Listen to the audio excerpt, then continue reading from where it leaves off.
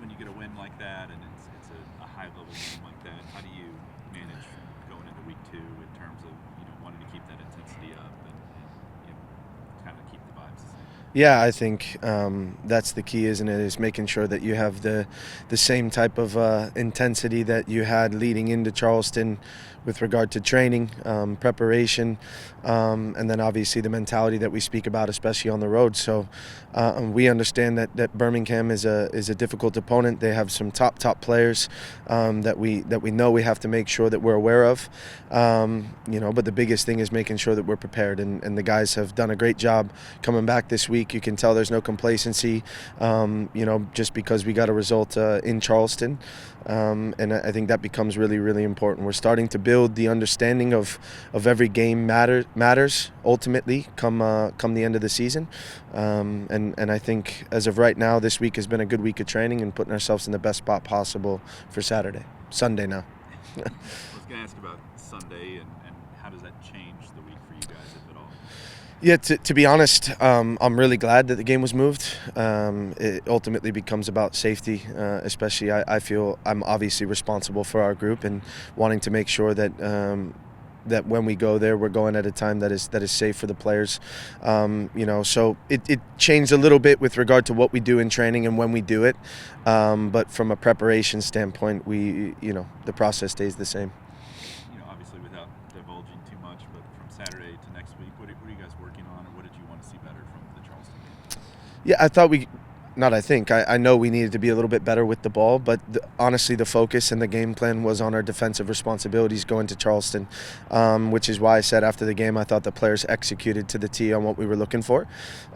We created some very good chances against Charleston early when you look at Jansen, when you look at Manny's chance, and then you scored 2 goals, but I still felt there were areas with the ball that we could have been better, and so this week we put a little bit of an emphasis on that. Birmingham become a tough scout when they lose 3-1? You almost have to assume they're going to do something different in the second game. I think any time that you're in the early parts of the season, it becomes a little bit more difficult. But the messaging to the players has been to continue to focus on us and doing the right things and understanding tactically what we want to do. If they present a certain way, to your point, it could change. But we have a group that does a really good job of problem solving, and obviously then you have halftime to make changes if you need to tactically. And so it is a little bit more difficult early in the season, but we understand kind of what we want to accomplish, and that's key. Everyone would be a good follow-up to that. Yeah. Not to fire away. I was doing some research. So Yeah. Tom in Birmingham, Tom Stone. Yeah. This will be the 11th time you faced him as a coach. Yeah. Which is second most of any coach that you've faced. Yeah. What are his teams like? Does that make it easier to prepare, considering how familiar you So it can, but for Tommy specifically, they brought in a lot of new players this year, which can change things tactically for sure. I think he's a great coach. He's been around for a long time and has a lot of experience.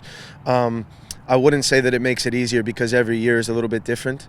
And when you look at the player profiles that they have now, they're different than the ones that they had last year. So we take a lot more from the game last week in preparation than maybe last year or the year before. Now, there are some managers, to your point of the question, that it's going to look exactly the same year after year, and there's nothing wrong with that either. But for him, it doesn't look exactly the same every single year. So we have to kind of, to the question earlier, we have to be prepared for anything.